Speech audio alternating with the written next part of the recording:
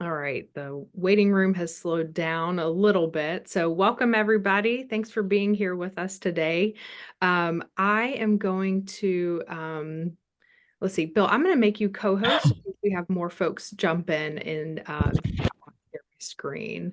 Um, so there we go. All right. Welcome, everybody. So I'm going to share my screen just for a quick PowerPoint presentation before we dive into our topic. We are so excited to have you all here with us today.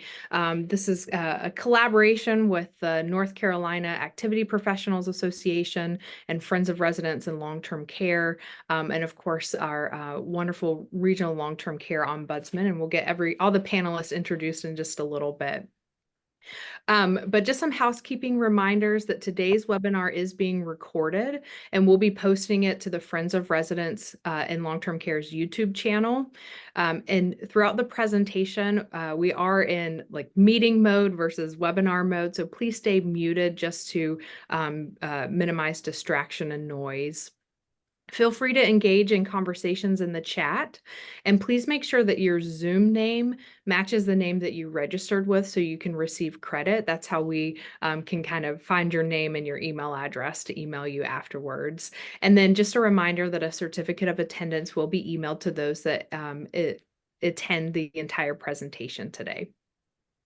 So I just wanted to set up a little bit about who Friends of Residents is, and we'll also turn it over to Barbara in a minute to talk about who the North Carolina Activity Professionals Association is.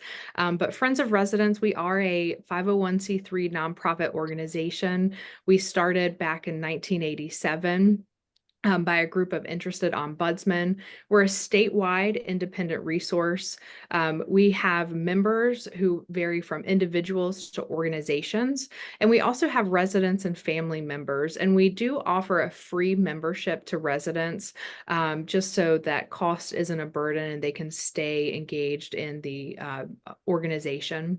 We are governed by a board of directors from across the state, many of whom are we attempt to have some residents on our board. We have professionals in the field of aging. We have representation from the Ombudsman Association, all guiding the work that we do, along with multiple committees, such as our Public Policy Committee, our Communications Committee, and our Development Committee, which all keep us running. And we are there we go. So the work that we do, it's our mission to empower residents and families. We try to improve quality of care through education, advocacy, and support. And that's across the continuum of long-term care, not just nursing homes, not just assisted living.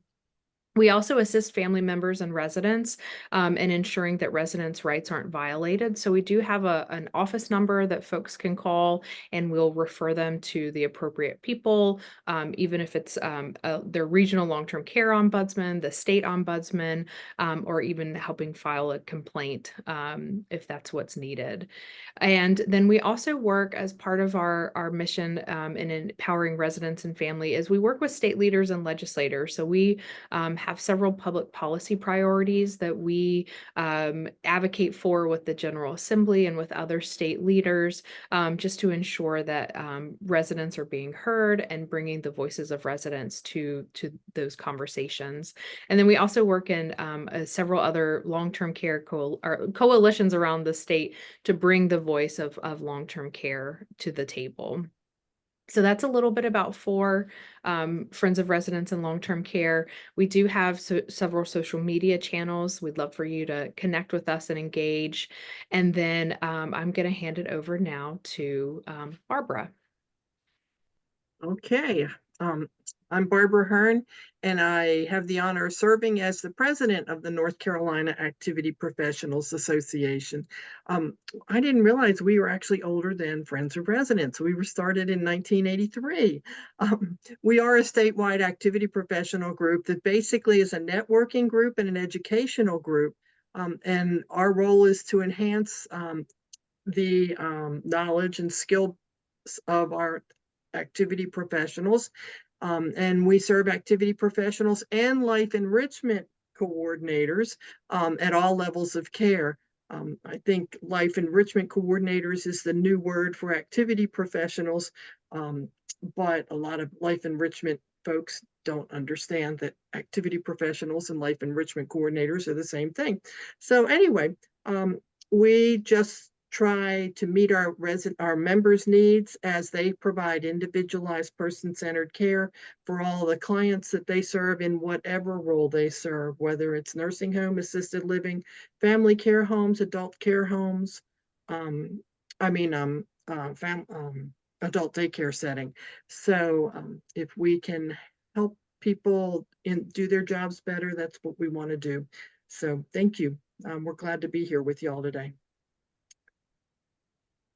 Thank you. And here's where to find the North Carolina Activity Professionals Association. So Thank you for that. yeah, absolutely. Thank you so much, everyone, for joining us today for our webinar.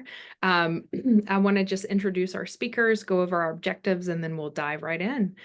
So we have Bill Lamb, who's a board member, our past president with Friends of Residents and Long-Term Care. He's been involved with the organization for a number of years, and we really rely on his expertise and knowledge. And then we have Kareem Strong, who's a regional long-term care ombudsman from Mid-Carolina Area Agency on Aging, which serves Cumberland, Harnett, and Sampson counties. And you all just met Barbara, who's the president of the North Carolina Activity Professionals Association. And all three of our panelists today were really instrumental and involved in the development of the materials for resident council, the training manual, as well as the videos. And so that is, we're excited to have them here today to answer questions and be a part of this event. So our three objectives for today, number one is to establish the importance of resident councils to resident well-being, to share guidelines on operating a resident council, including how to start a council and how to strengthen a council, and then defining the role of staff and residents in a resident council. So we have a few poll questions that I'm going to launch for us today. And if you'll just answer them, and then we'll kind of go over them. So you all should see 3 questions on your screen. Number one is, do you currently have a resident council? Number 2 is your resident council, is your council resident-led or staff-led? And then number 3, how well does your council operate to meet resident needs? And we're getting some results in, so I'm going to give it just a little bit longer to answer the questions. A lot of people answering that they do have resident council, so that's exciting. All right, give it just 5 more seconds here.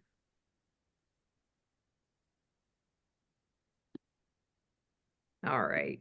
And now you all should be able to see the results. But number 1, do you currently have a resident council? 100% yes. Is your council resident-led or staff-led? And that's kind of a mix, mostly both. Both is the number 1 answer, with resident-led at 31% and staff-led at 16%. And then how well does your council operate to meet resident needs? About 55% said great, 42% said okay, and 3% said does not meet needs.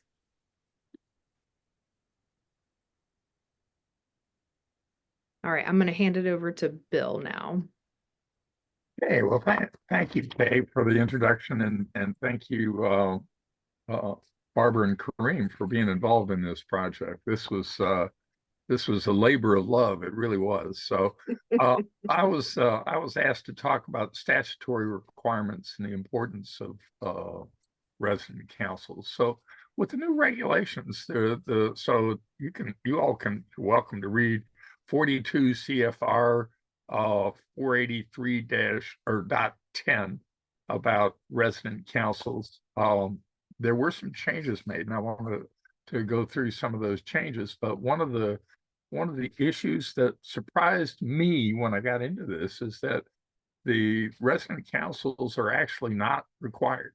that the residents themselves can decide whether they want to have a resident council or not. The issue is, from your perspective, is that if residents want to have a resident council, the facility must provide for that space or support for that resident council. The other thing is that it says that the facility must assign a staff person to assist each council and respond to written council requests. Now, I'll talk a little bit later in terms of the background we got into, but I'll give you a lead into what we found, and that the activities staff almost always are the staff person to be assigned to support a resident council, but the language in the regulations is really heavy on the resident driven resident councils, that the residents themselves are in charge of their council, and that they basically got control over who is going to help them, and they have control over the staff who are invited. And now the importance of the resident council is this is the means, the voice for residents to in a collective fashion be able to not just express their concerns. I mean, they can also, look at things that are going right, and they can look at issues where they want to call out or reward good practices in a facility.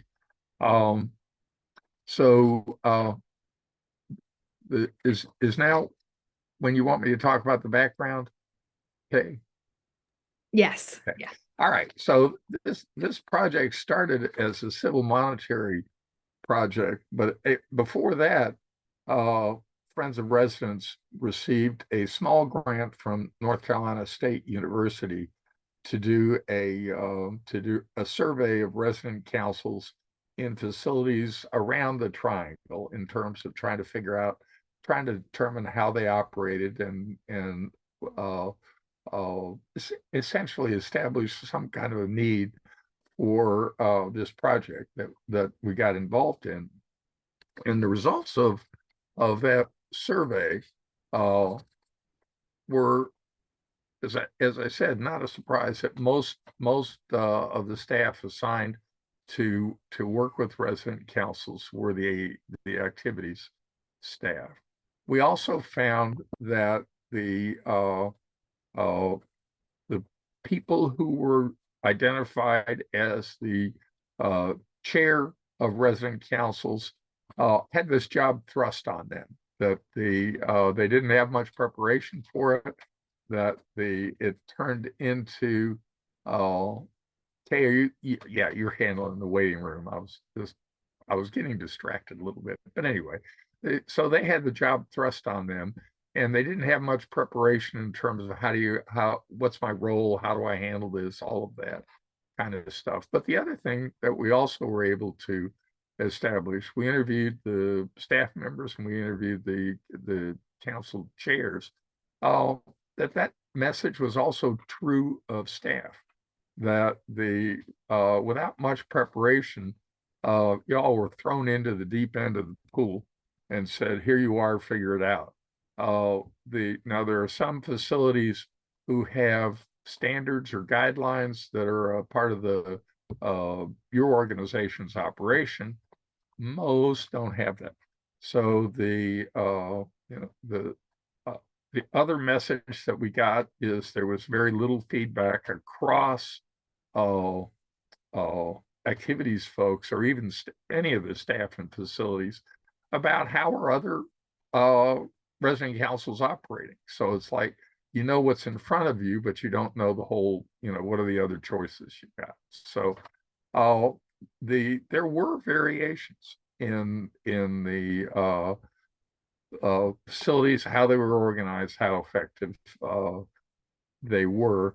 So that led me to essentially start working with Barbara So is there a way that North Carolina could pull together some kind of resources to help the resident councils themselves, but also be a resource for the staff members who are working with resident councils? And we also then linked with the ombudsman program. Kareem was our link to the ombudsman program because often they're called on to support the resident council. So between those three actors and then eventually support we got from North Carolina State University, we were able to work with 5 facilities across the state to help us develop a couple of things. We had in our past a kind of a booklet kind of thing that related to resident councils, but it was very dated and it was not, I mean, in this day and time, nobody wants to read a huge manual. So our idea was, let's develop a series of videos which could be used with family councils to outline the basic requirements, the choices that they have in terms of operation, how to solve classic problems, that kind of stuff. And we ended up with 5 different videos, and they're not intended to necessarily teach people how to do everything, but they're discussion prompts so that the resident councils themselves and you can use it to present these videos and then use it as a means of getting your resident council to respond to some of the content. A lot of the folks, well, we'll get into the video. You'll see a video here in a minute in terms of an example. The early videos relate to why it's important to have a resident council. And a lot of them said, we already know that. So it's like they want to skip to the end. And that's perfectly all right. But anyway, so I think Kay, what's next is really to show them the video in terms of what it's like. Okay, sure. Barbara, Kareem, do you all want to add anything before we show the video? Okay, give me just a second. Long-term There you care. go. Well, like the rest of life, about as good as you make it. A resident council is one way to make your long-term care community even better for all the folks who call it home. Yours may have one already, and if it doesn't, you can start one up from scratch. Either way, this short series of videos will help empower you and other residents to make more decisions for yourselves and make life at your long-term care community better. So, just what is a resident council anyway? Far from a mere gripe session or social gathering, resident councils are critical tools that give voice to people who live in long-term care. They're groups of residents that can, with a unified voice, air concerns, request improvements, develop independent educational and growth opportunities for residents, offer support to newcomers, and work closely with staff to improve care and overall resident life. And long-term care residents are basically people who want a voice. You know, they've given up a lot in life, so they don't want to give up that last fighting chance of being independent. They want to be heard. They want to know that their concerns can be met. In resident council, it's where that can happen. Resident council is where they can have a voice and where they can hold on to that last little bit of independence and control of what goes on with their life. How do they work? That's exactly what this video series and training manual are designed to answer. These tools offer a roadmap for how to set up resident councils, how to get the most out of them, and how to keep them going strong. Ask a dozen people in resident councils what's most important about them, and you may get a dozen different answers. From empowering residents and enabling new levels of self-determination to offering residents a refreshed sense of purpose and opportunities for socialization and relationship building, resident councils allow people in long-term care another way to take control of their own lives. when I first moved in, our nursing home wasn't very pretty. So I brought it up at a resident council meeting, and now I'm in charge of the beautification team. We've got a small budget, and I get to spend a lot of time in the garden. A few of us wanted to give back to the community. So we brought it up to the resident council and they had some great ideas and now we're on our way. I used to be a business exec, C-suite. When I moved into long-term care, I wanted to keep on using those skills. And the resident council helped me find a way to do that. Along with offering an array of enrichment opportunities, resident councils also open up new lines of communication with staff at long-term care communities and offer a way to hold home administration and management accountable. You may not know it, but nursing home residents have guaranteed rights, federal and state, aimed at enhancing their quality of life in long-term care.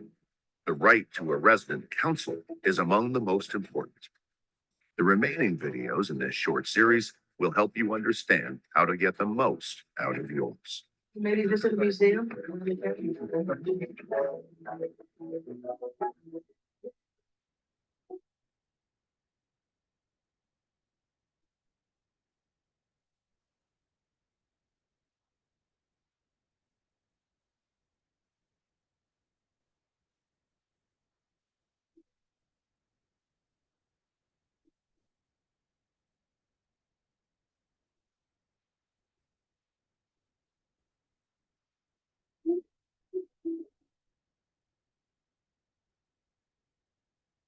All right. Thank you, everyone. Glad sorry about the technology, but there we go. So next I wanted to I'll put the link in the chat for all these videos so you know where to find them. And I might add, even though I talked about that we started off with a short written description of what to do and how to do it, there is a pretty comprehensive guide that we developed. When I say we developed, I mean, it was a team, but Barbara did most of the legwork on it. We looked at other states' efforts at this supporting resident councils, and we didn't find much out there, but we did find we did work a lot with people who had an understanding of what ought to be, but also with the practicality of what is. And so the videos and that manual are designed to parallel each other. So the manual itself is being distributed to the resident council presidents across the state, but is also available on our website. So you can get a PDF version of that manual just by going to our website and downloading it. And the idea is to kind of have both a video and a narrative content that folks can look through.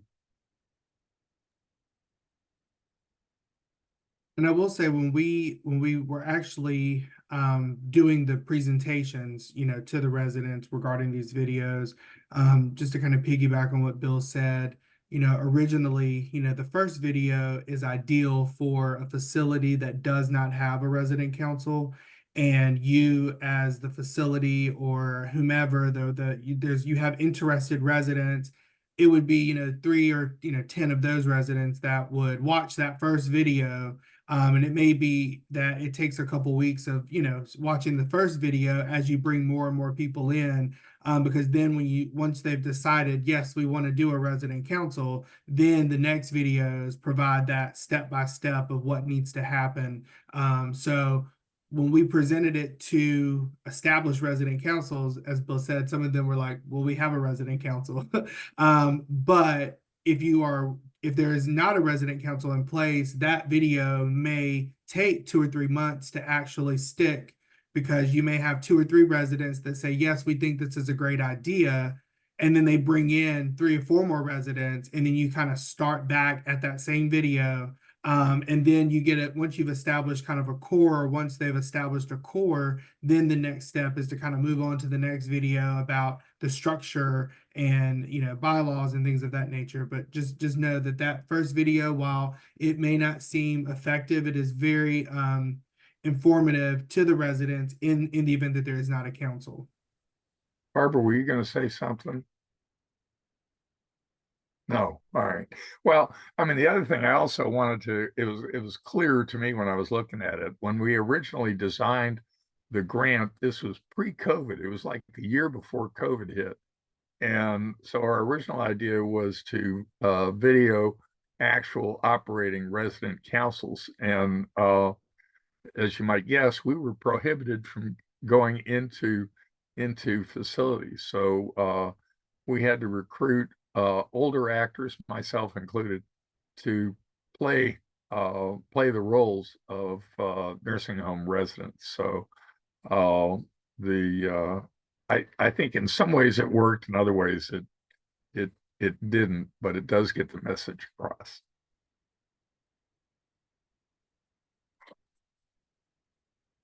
Absolutely. Great points about the video. Kareem, I'm wondering if you could talk a little bit about the role of an ombudsman, like how an ombudsman could help a staff member with a resident council or a resident with a council. Yeah, so our role as the Ombudsman program, we're actually charged with the responsibility of assisting the residents in kind of the formation of this resident council. So the Ombudsman can essentially work alongside, you know, the resident, or if it's the activities director that is trying to get this up and going, can work alongside with them to get residents there, inform residents of the Ombudsman program, what the residents' rights are. And, you know, really assist them in kind of making those decisions, writing down, you know, whatever they need in terms of if they are trying to create bylaws, trying to help them problem solve some of those bylaws so that it is not from the staff's perspective. It is, you know, the ombudsman is kind of feeling out the room to say, like, for example, when we were rolling out the video, you know, kind of you get to a point where you ask the residents, well, you know, what bylaws do you all want? And the residents just kind of were quiet. So I was able to throw out some like, well, what happens if, you know, there's a resident that is dominating the conversation? How would you all want to handle that? How would you all want to handle if your resident council president is sick and is not able to make it to the meeting? You know, what are your expectations? So once you kind of were able to probe, then we were able to actually start cultivating some conversation amongst the residents. And then from there, kind of taking what they were saying or some of the concerns and kind of narrowing those down and putting bullets to say, okay, here's what we want to at least address in these bylaws. The Ombudsman program is there to assist the residents throughout the entire process, literally from start to finish, as well as to be invited to those meetings to introduce ourselves, explain the residents' rights, and then from there even begin some complaint management. I've had some where the residents have said, we've brought this concern to our resident council president 3 or 4 times. He or she has brought it to administration, and we're not getting a response back from them that we feel is adequate. Can you provide advocacy for us as the residents here in the facility at a larger scale? So we can definitely do that. How we do our complaint intakes are either one-on-one, or sometimes the ombudsman program can be the complainant. And so if I talk to, you know, if I'm talking to the resident council and the resident council is saying, you know, dietary is a concern, then I can bring that concerns directly to the administrator and hopefully get a resolution and then report that back to the resident council, just as the resident council president would. But in the event that they're not getting effective treatment or effective outcomes, then my role would be to assist them in that.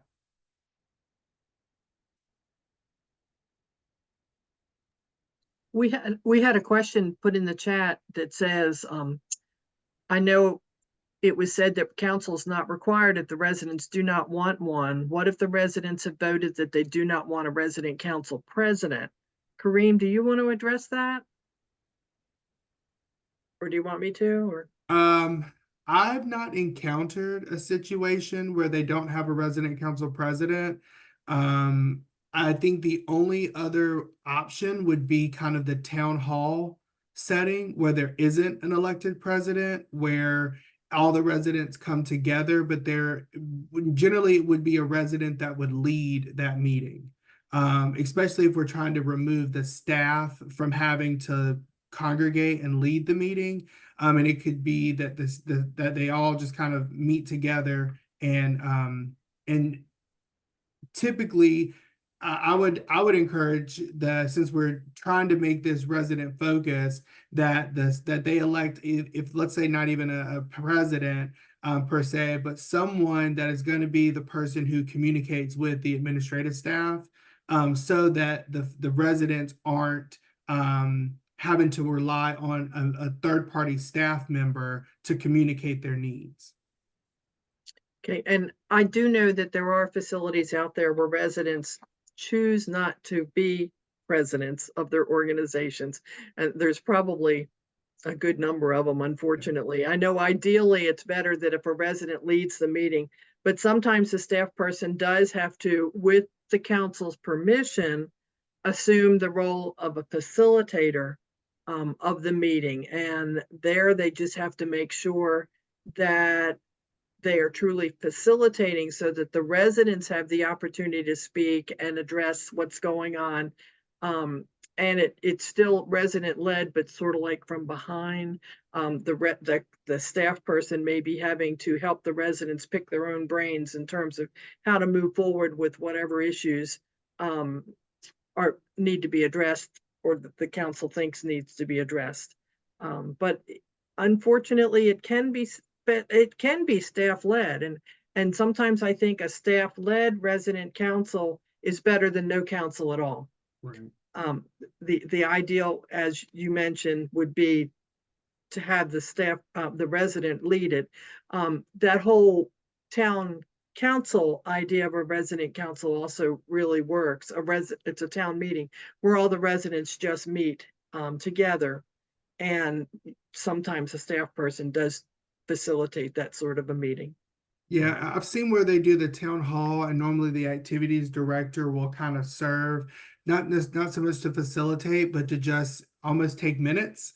And in that minute taking process, they're kind of that staff member is also the person that brings the concerns, kind of polls the room and brings the concerns to the administration, and then reports back to the residents what's happening. I think we've also used, sometimes we try to get creative with the synonyms for president and say, the chairperson or the leader, the liaison for the staff, so that they don't feel like they have all of this pressure to run this entire, group. But the residents have someone that they can lean on. So I'm glad you were able to provide that perspective, because I don't have any in my region that are that do not have a resident council president. Yeah. I think the question, we've got one of our videos that emphasizes the importance of bylaws. And I know that gets into the weeds and that's sometimes difficult to do, but I think this is an example of where bylaws are important, and actually hammering out bylaws when you don't have a controversy is a good thing to do, in the sense of, so how do you handle things like that? How do you elect a president? How do you have terms of office?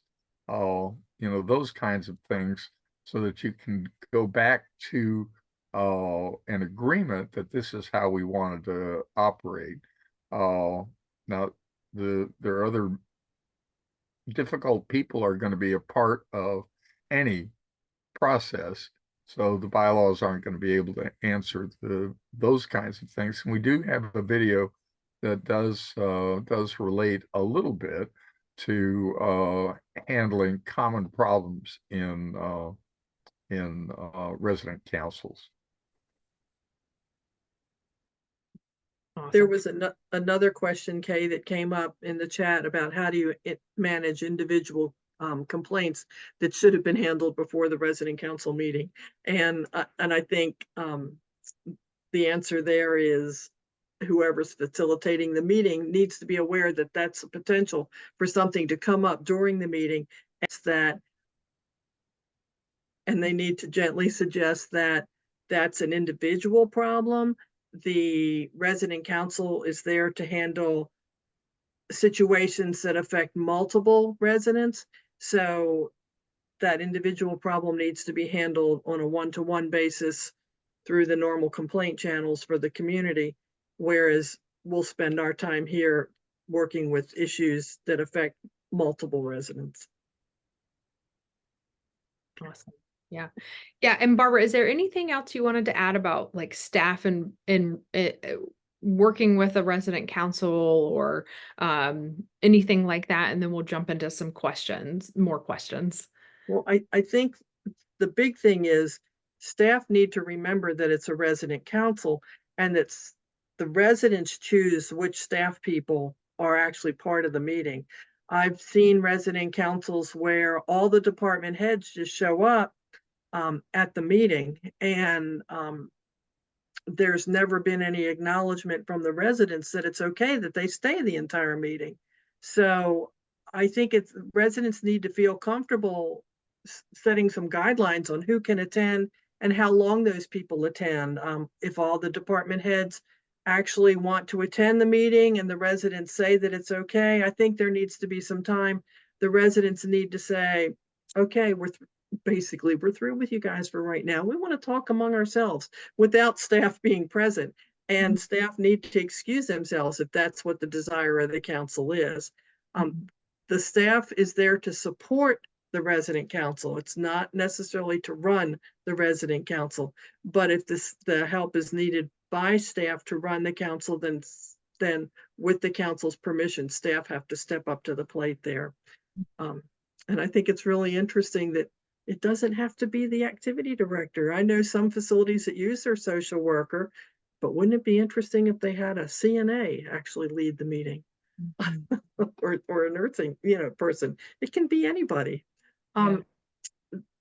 Sometimes the staff person is also the minute taker.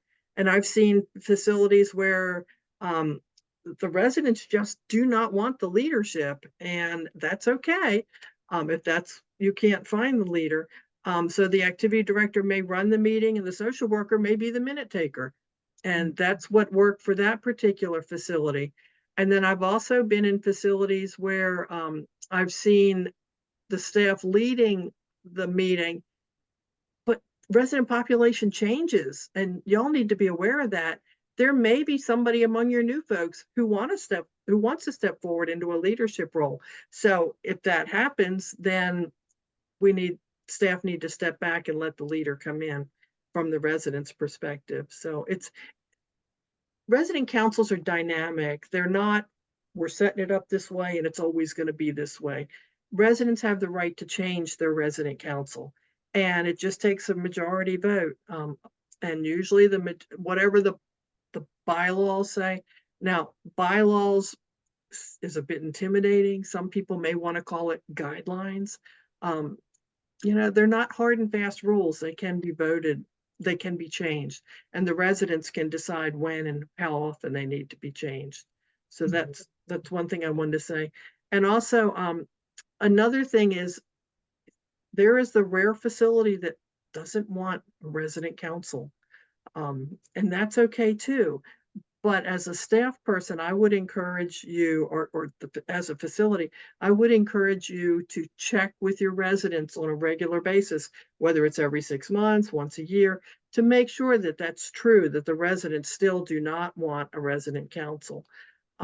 And that you actually document that somewhere so that if it's ever questioned by the regulators, you have the documentation to show that you've done good faith efforts in trying to encourage residents to have a resident council, but that's not what the residents want to do. Sometimes residents, instead of setting up resident councils, they want to maybe they just want a committee that addresses a hot topic issue in the building. And I think food committees are biggie. I think that's probably one of the real hot items. Sometimes there's a laundry committee, and they can just be short-term, temporary committees, ad hoc committees that are basically functioning as a resident council for that particular issue.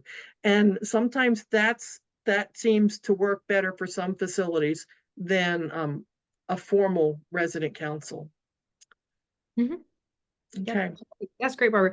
And a person put in the chat, which you kind of answered, but that you know a council was set up before they got there, and they've never had a resident that wanted to lead the meeting. So the staff person is the one who leads the meeting, writes up the minutes, communicates to administrative staff, and follows up. And wanting to know if that's still okay. And I think you did. You know, one thing you brought up that was I thought really important is that sometimes you do have new residents, so continually checking in to make sure that someone else doesn't want to lead it. But anything else you want to add to that question? Well, I would. So I think the utility of the videos particularly is and this was the experience we had in the survey, is that most folks who are kind of operating around resident councils know what's going on in their facility, but they don't really know. So what are the choices I've got? What are other people doing? And the utility of the videos showing to new residents or to new leadership that's emerging, even if you've got an existing resident council, is to kind of give prompts for what choices might they have. So, if you've got a resident council where the staff are essentially assuming or having the kind of roles that you're talking about, the residents are going to go along with that as long as they don't know they've got other choices.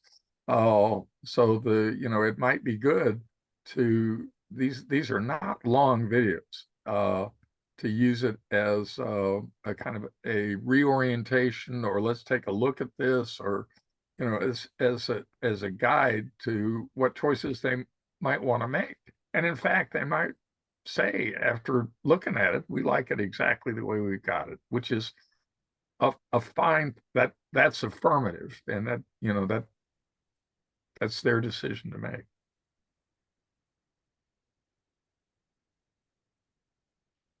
Barbara, Sorry. Okay, you're Yeah. Kay's muted. Yeah, sorry about that. We had some questions submitted that I thought we'd run through, and I think they're great, and we've heard them before. But when leading a resident council, what is appropriate to report that residents state? This might be a confidentiality question, or kind of how to take complaints to administration.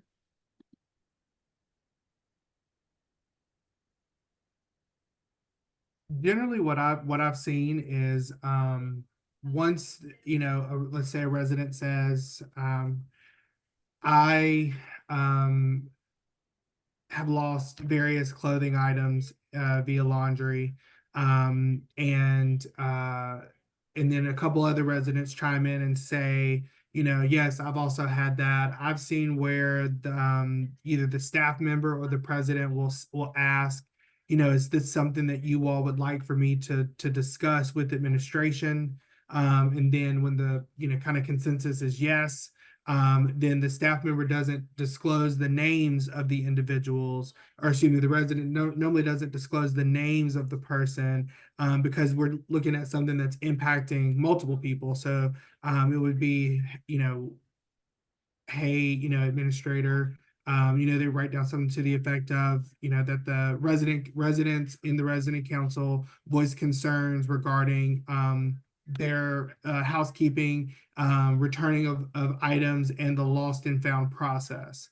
And so that may warrant what I normally see is where maybe housekeeping will come in, and maybe and then I've seen where they'll ask, do you want housekeeping to come in and talk to you all about the lost and found process, or whatever the case may be. So then the residents are educated on it, on the maybe how to file the grievance. And then if there's one-on-one situations, sometimes that's a good opportunity for after the meeting to talk with them. Most often than not, I do see that the residents, the environmental services, or whoever the director is, are familiar with who the people in the meeting are that are complaining about what's being missed, about the services. So sometimes they already know.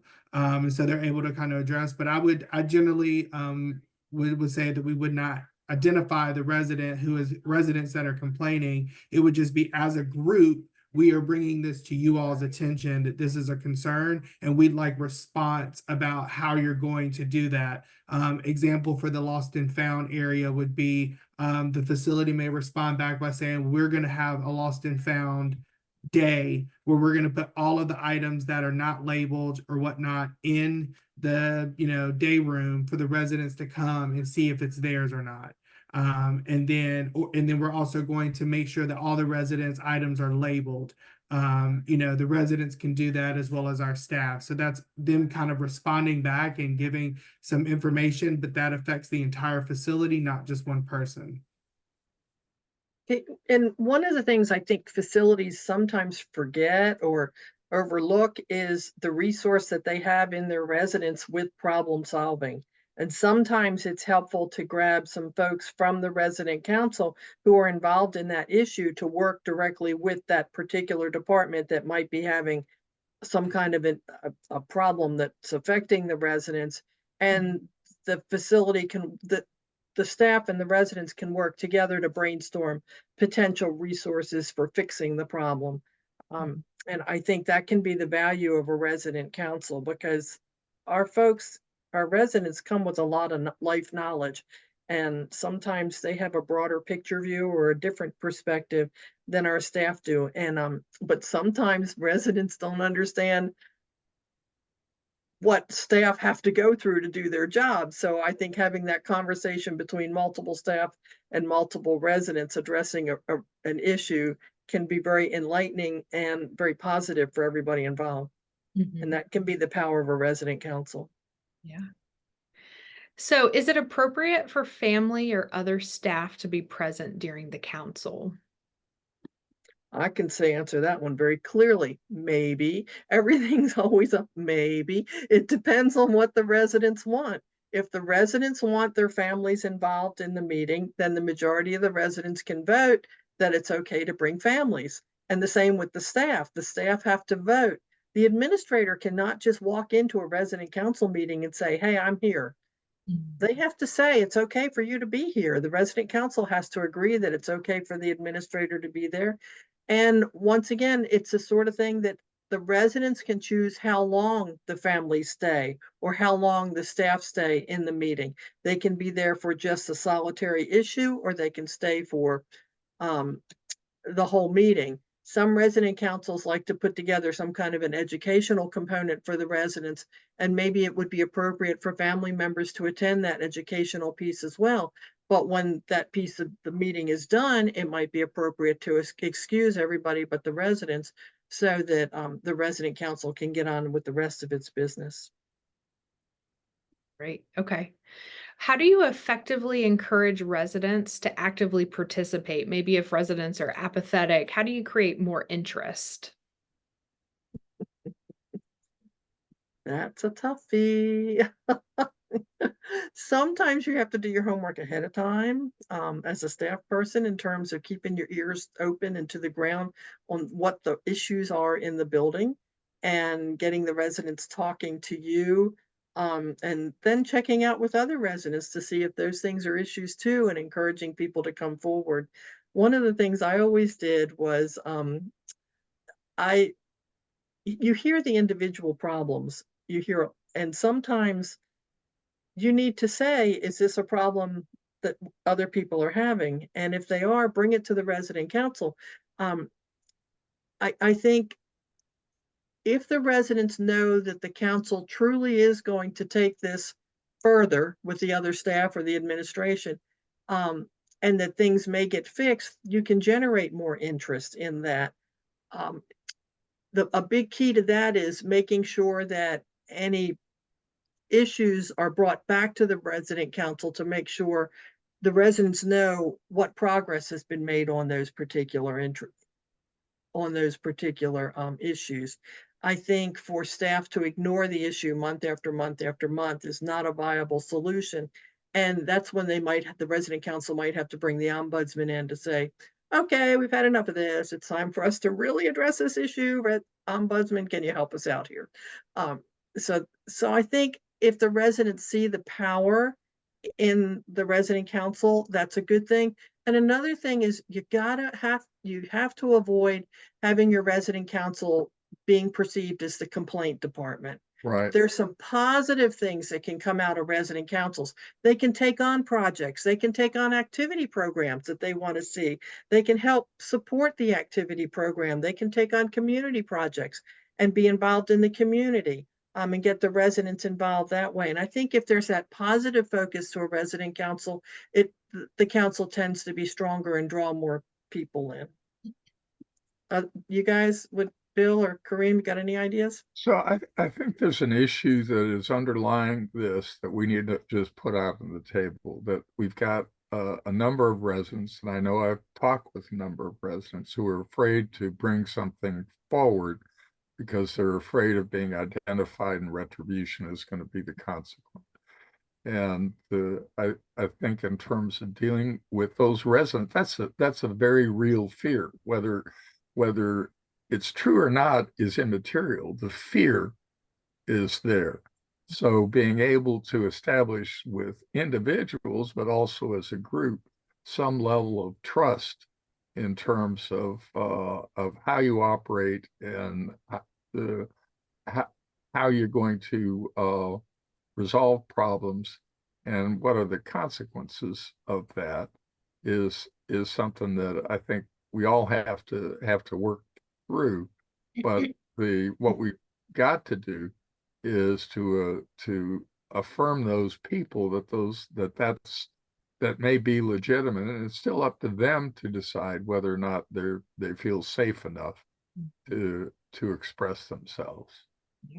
So that, oh, go ahead, Kareem. I was gonna say, I've seen where activities directors will kind of conveniently schedule, or the resident council is conveniently scheduled after an activity, like bingo or something that brings in a lot of residents with interest. And then they'll kind of, promote, I said a lot of it is on the staff, but even the resident council president will say, hey, you all are already here, stay behind for, our meeting, as opposed to, having a standalone time to do the meeting. Like nothing is ever done at 9:30 on Thursday. So that means that now the residents are having to kind of go out of their way to make that happen, as opposed to them already being involved in activities. If there's like, I had one that they did it right after, they have little breakout hallways, but they would have it right after like lunch. And so as the residents were going back to their room, the staff could even ask them, well, would you like to go to the resident council meeting? And the administrator kind of empowered the staff to advocate for the resident council meeting, and, invite the residents there and kind of remind them that it's happening, as opposed to it being at like 2:00, and the residents are already back to their room, which means if they need to get up and go there, it's going to, be more difficult. So just trying to see, but of course the residents can pick, but those may be suggestions that you throw out to say, well, we're doing, we have activities at this time. This brings in an activity. Would you all want to consider moving your resident council time to this date, so that while everyone is already here, we can just go ahead and do the meeting? Yeah, that's great tips. Thank you. So a couple questions in the chat. What are some of the duties and responsibilities of a president? And some of those might help in recruiting a president. I think primarily the role is to facilitate the meeting.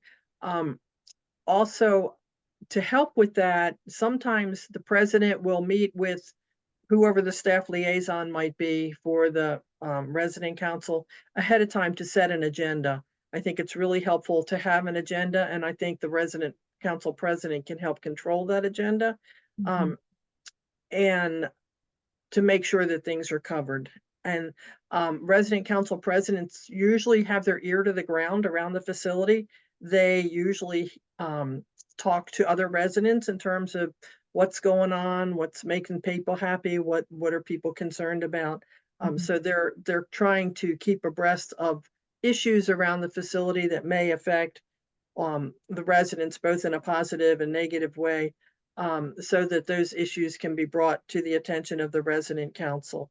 That confidentiality thing that Bill was talking about, a lot of times the resident council president can be the person to present the concern as opposed to the person really having an issue, and they can just say, I've been talking, I hear that, da da da da da, and that just takes the confidentiality issue right out of the playbook because nobody knows where that came from. And so the issue can then be discussed. Those are primary things. And then a lot of times the resident council president also meets with the administrator to have that conversation between what's going on with the staff, what's going on with the residents, and how can we work better together. So it's a open door to the administrator. Awesome. Thank you. So another question was, we have a memory care unit in our facility. It's a locked unit and they have their own calendar, but we still use their space for whole unit's activities since it's large enough to fit everyone. Some of the residents not in the memory care unit don't want to meet there in the common area as the residents there are not very verbal and they feel it's not effective anymore.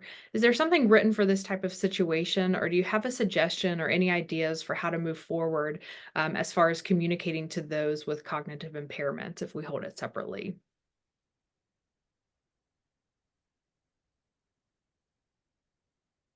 Kareem, can you handle this one? So I would say that, the regs state that the facility is required to provide the residents with a space. And I think under the residents' rights, a reasonable request, if it is the location of the meeting is not necessarily conducive to a productive meeting, that is something that can absolutely be addressed, to the staff. And I think that it would be reasonable that given the size of most facilities and the common areas of most facilities, that they should be able to accommodate relocating that meeting to a place that's appropriate or more appropriate. Like I said, I think that when you look at the regs, I think it's reasonable to say, hey, because of the environment that we are hosting the meeting, it is not productive for us.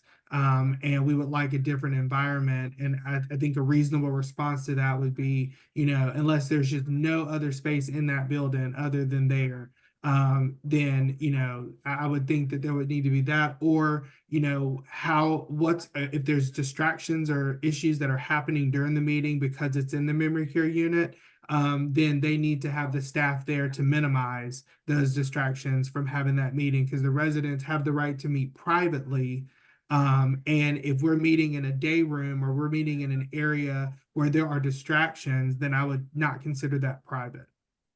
Yeah, that's a good point. Thank you. All right, we've got 1 minute left. I'm wondering if we can answer this last question here in the chat. Isn't a resident council more about planning the calendar for the next month due to so many complaints at times, or is it for both? Once again, the answer is maybe. It's what the residents want it to be. If the residents want to take time to plan the next month's calendar, that's certainly on the agenda of a lot of resident council meetings. That's when the activity director can get some feedback from residents in terms of what's working and what's not working within the community. But I think resident councils can be a lot more than just calendar planning. Awesome. Thank you. Any last minute thoughts? Go ahead, Kareem. No, I was going to say absolutely. I've seen where Raleigh residents are enticed to come to the meeting because they get like a meal. They get to plan one of the meals for the month. And so that people come in and they kind of vote on what meals they want to see. And of course the activities that are there. So that is definitely an opportunity. But I think that I had a resident council that had a store. And they had a schedule and a treasurer, and they would sell, I think I had a question if it was legal or illegal, but I'll bypass that. They would buy, snacks, and they would sell snacks to residents cheaper than they could get them because there was no access to like a vending machine other than the staff one. And even the staff were buying from the resident council. And they used that money to like pay for, to like rent movies and things of that nature, to go on outings. They had a resident garden. So while yes, they are meeting, they're not just, meeting specifically to complain about things. They're very active in the facility and they have a presence in the facility. And that's kind of the most important part of the resident council is, not just what we do behind closed doors in private, but, how are we also impacting the lives of all the residents that can't make it to this meeting, to the residents that potentially are going to be admitted to the facility, and then of course everyone else, to include the staff. Some of it, they'll use it to give kudos to staff members, and they'll have like a separate ceremony where they do that where the resident council president comes to a staff meeting and presents that to the staff. So it depends on how the culture of the building, the energy level and vivaciousness of the residents as to what all they're going to do. But I definitely would say, shying away from it just being a complaint session or just a planning meeting, because those typically are what become divisive and narrow down people's kind of willingness to go to those meetings. Right. So Kay, I wanted to take a shot quickly at one comment that came from somebody who said that they were facilitating in an assisted living facility, and everything we're talking about is, I mean, it's a CMP grant, so it's got to be nursing home focused, and it is. But everything we're talking about applies to assisted living as well. So I would encourage any of you to promote these videos and discussion. The one exception is that North Carolina does not have a regulatory base that is similar to the nursing homes. There's no mention of resident councils in the assisted living regulations. You can, though, interpret some of the resident rights, particularly the ones that give residents the right to I forgot what the right word is, Kareem, but they can associate with whoever they want to associate with. So there's a little bit of window there, but in terms of good practice, if folks are in your facility and they want a resident council, everything we're talking about would apply in an assisted living facility. Yeah, that's a great note. All right. Well, thank you all so much. We're just a little over time, so I appreciate you all joining us today. Thank you, Barbara, Bill, and Kareem, for your expertise and answering these questions and helping create these this manual and these videos, which we hope you'll use. So thank you, everyone. If you have more questions, please don't hesitate to reach out, and have a great day. Thanks. Thank you. Thank you, Kay.